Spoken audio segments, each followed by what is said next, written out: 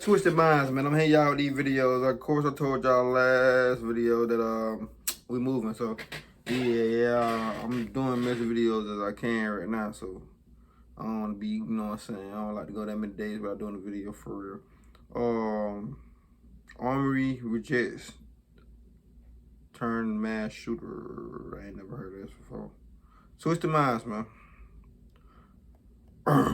Once a man with military dreams and extreme high IQ, Julian Knight seemingly had a promising future in the Australian Defence Force, aspiring to risk his own life to protect his home country. With that said, how could such a man turn into a sick and twisted criminal? A criminal who would become a threat not only to other military organizations, but instead, a threat to innocent civilians of his own country. Let's talk about it. Welcome back to Twisted Minds. My name is James, and today we will be looking at the case of Julian Knight.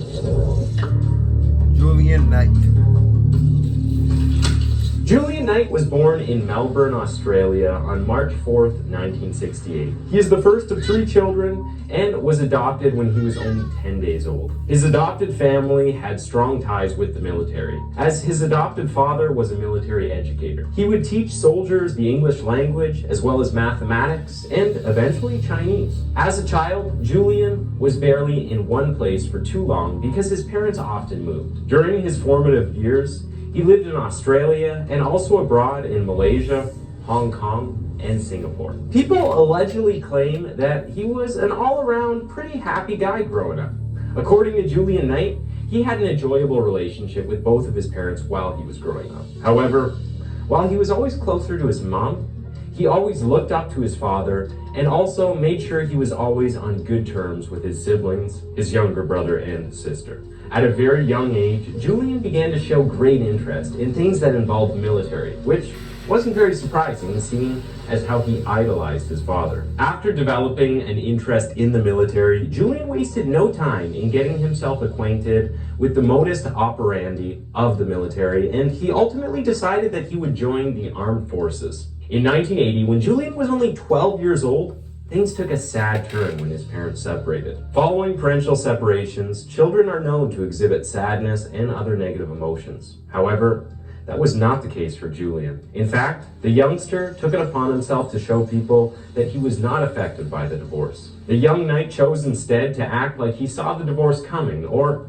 maybe that it was something that he wanted people to believe, because later in 1986, word would get to the press that he couldn't bear having to watch his parents get separated, and that he would sometimes cry while thinking about it. In later years, Julian would also reveal to a psychiatrist that his parents' separation made him really upset because he'd expected them to at least talk to him about it before they made their decision. In 1982, Julian's mother moved him and his siblings to a new home in Ramsden Street, a residential area of Melbourne's Clifton Hill. Still, Julian showed no signs that he wasn't happy with his parents' separation. Neither did he tell anyone about his passion for the military. Despite the fact that Julian had loved all things military for years, it wasn't until he started school that his passion for the military came to light. He was a cadet in school and was usually seen wearing jackets from the Army. He also had a passion for buying and reading military magazines, notably Soldier of Fortune. As time passed, Julian became more skillful in his use of firearms. He became a member of the Army Reserve the same year he received his high school certificate. Once there, the Army Reserve went on an assault troopers course for 2 weeks at Puckapunyal, and Julian was trained on how to use 11 different weapons, ranging from a 9mm Browning pistol to a .50 caliber machine gun. I used to get to it with them niggas in high school. I ain't gonna count. Nigga, I always think they got a reservist, Dan MacArthur, opened up about the experience, saying, most people in the Army Reserve fantasize about walking down the street with an SLR in your hand and feeling the power you might get. But no one ever does it. Everyone joked around. You know, I'm a trained killer. Julian did, but in a different way. He was more dedicated than anyone else I knew. In 1986, Julian left for La Trobe University to study French, politics, and German history. Seeing how his fire for the military was still burning at the time, many are of the opinion that Julian's parents pressured him into attending the university. To further support this claim, Knight spent 6 weeks saying that the place was filled with leftover hippies from the 60s. Throughout that year, Julian did nothing other than remain unemployed. He also drank often, heavily at that, and it got so bad that he lost his friends and even his girlfriend. So I'm going to show you how to get $540 a month paid by the government, but you got to pay attention and listen to what Military ban. And they got banned from the military? It's crazy. Later in 1986, Julian took a bold step and applied for entry into the military. He got accepted into the Royal Military College on January 13, 1987. Due to his immature and exaggerated self-confidence, Julian was made to work twice as hard as every other first year in the military college. Despite his love for the military, Julian was barely efficient in his duties, and he also drank heavily. No sooner had he joined the military college than he was charged with numerous military offenses. As punishment, his movements were restricted within the barracks by the sergeant major. However, Julian got tired and left the barracks one Saturday night for a friend's birthday party at a private bin nightclub in Canberra. Unknown to him, the sergeant major was also present at the club, and so he ordered Julian to return to the barracks. Julian refused, and as a result, got into an argument with the friends of the sergeant major. He was eventually thrown out of the club by the bouncer, but he later quickly went back in without anyone noticing except his friends. At about 3 a.m., he got up to leave. As he headed toward the door, he passed by the sergeant major. Pulling out a knife, he stabbed the sergeant major twice in the face on his right side near the ear. Immediately, Julian left the club and headed to the police station to turn himself in. The charges against him were assault, malicious wounding, and assault occasioning actual bodily harm. Julian was bailed but had to show up in court on June 12th. However, the case was continuously adjourned to November 10th. As expected, this event signaled the end of Julian's military career. After he was kicked out of the army, Julian tried getting his life back together. He was employed at a store as a storeman and also applied for a training course run for security guards by a company in Melbourne. However, all of these attempts proved abortive because Julian went back to his drinking habits and things sullied from there.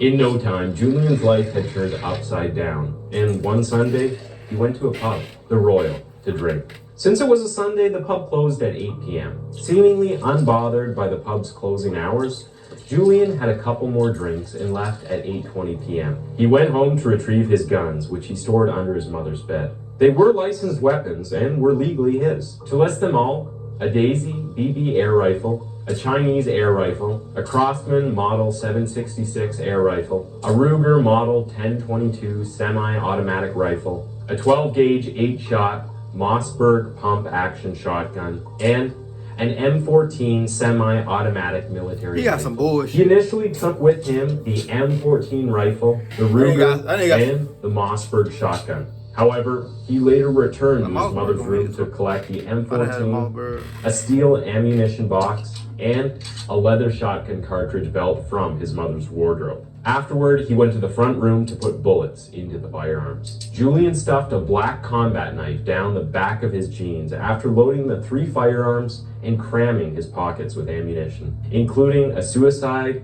7.62 millimeter bullet in the front right-hand pocket. The M14 was then slung over his back, and he took the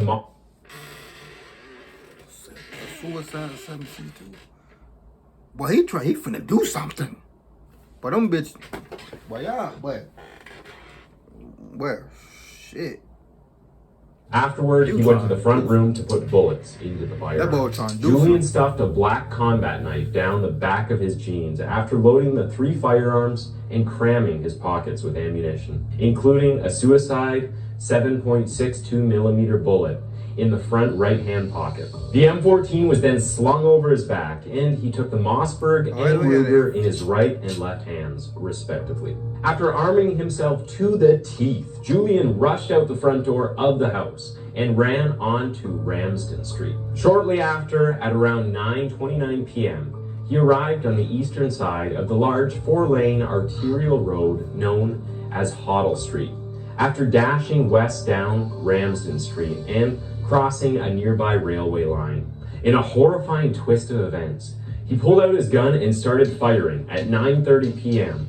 from the nature strip on the road's east side. In the space of just 45 minutes, Julian would terrorize the street, destroying anyone in his sight. He fired a total of 114 rounds from 3 weapons, killing 7 people and leaving 19 seriously injured. Out of the 19 who were injured, 2 were police officers. Nobody knows truly what could have triggered Julian to do that, especially since he felt that too many things were going wrong in his life at the time. It's safe to say his military resignation and drinking problems were 2 big factors. After about 38 minutes, Julian ran out of bullets and decided to make a run for it. He was caught and arrested in Fitzroy. Do you live in Georgia?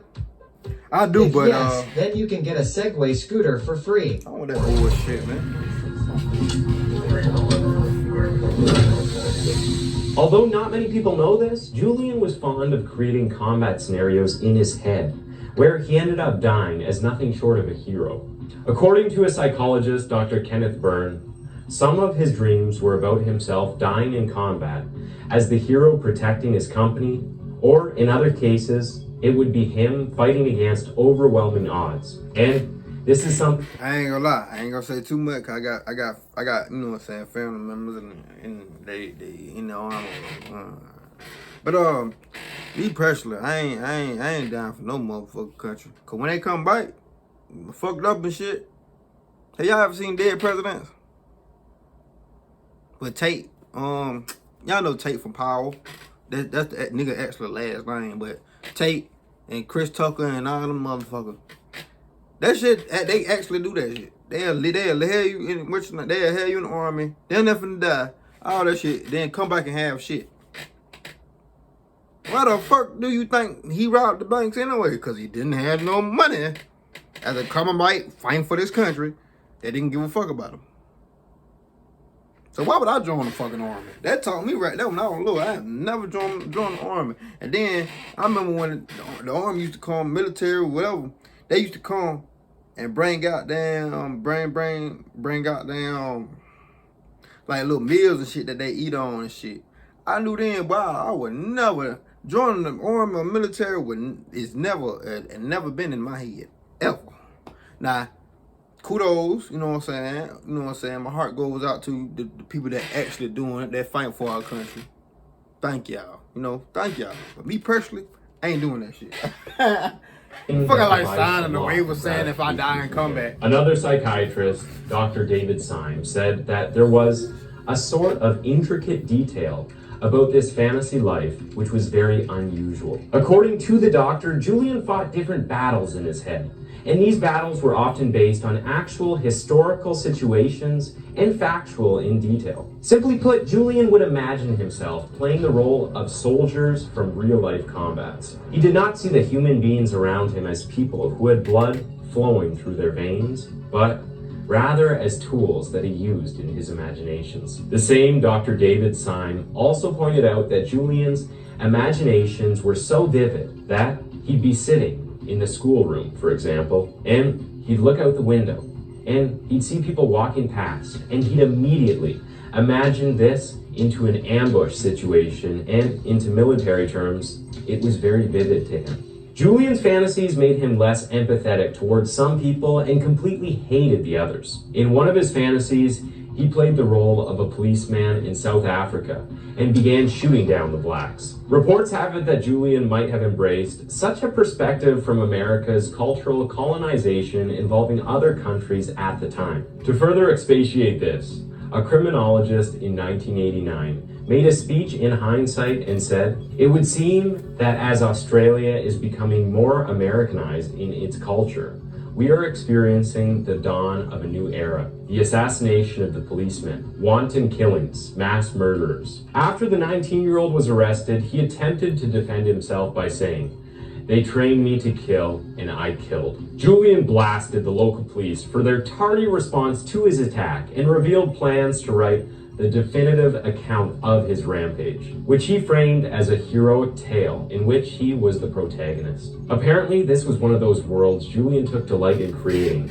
and also one where he got the chance to play the hero. He fantasized that Hoddle Street was being invaded and under attack, so he decided to gun down everything in sight with an M14, an M16 semi-automatic rifle, a Ruger semi-automatic rifle, and 200 rounds of ammunition.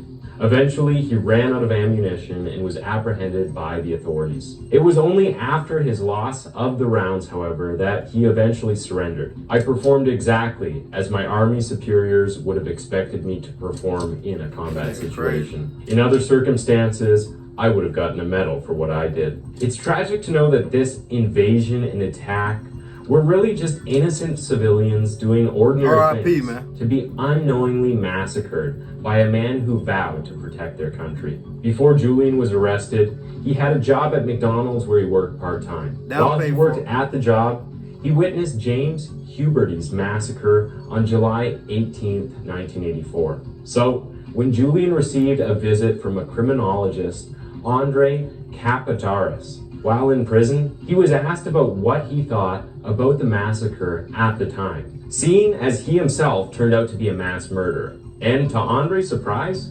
Julian talked about James Huberty as if they were friends. Andre also mentioned that Julian was very anxious to convince him that he was the best shot of them all. Julian had said, considering it was dark, I was shooting from a distance at fast-moving targets, and I'd had about 13 to 15 pots of beer. I did a really good job. Good old Chuck, referencing Charles Whitman, did a good job too, didn't he? He was an ex-military like me, but I think he had sights. It was easier for Huberty at the McDonald's and Vitkovic in Queen Street because the people they were shooting at were tracked. Andre had said after that conversation with Julian that his complete lack of remorse, no mention of any compassion for his victims during our interviews, was very disturbing to me.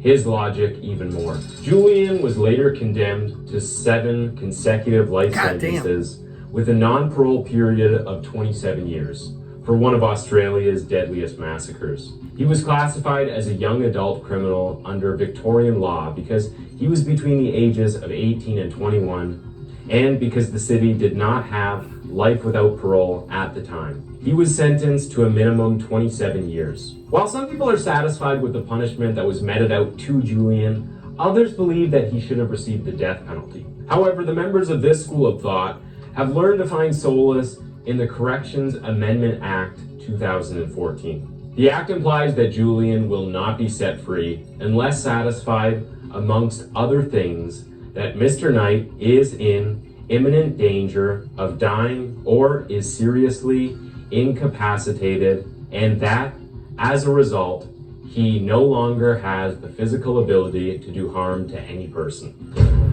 Yeah, let that motherfucker stay locked up. They always trying to goddamn justify shit. Let that nigga stay locked up. That nigga an animal. A fucking animal. Delusional goddamn reject. But anyway, man, these stories were crazy, man. Like I said, I'm not gonna be probably posting none of this with. If I do, shit, everything gonna be everything. Man, you know, got court next week and all that bullshit. That being said, Wolfpack gang.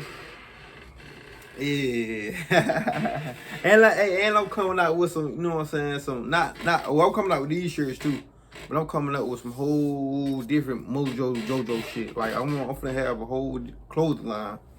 Get me the 5K, man. We finna be at 5K, man, on this channel, man. Get me the 5K. That being said, see y'all motherfuckers on the next video. I got something in my hair.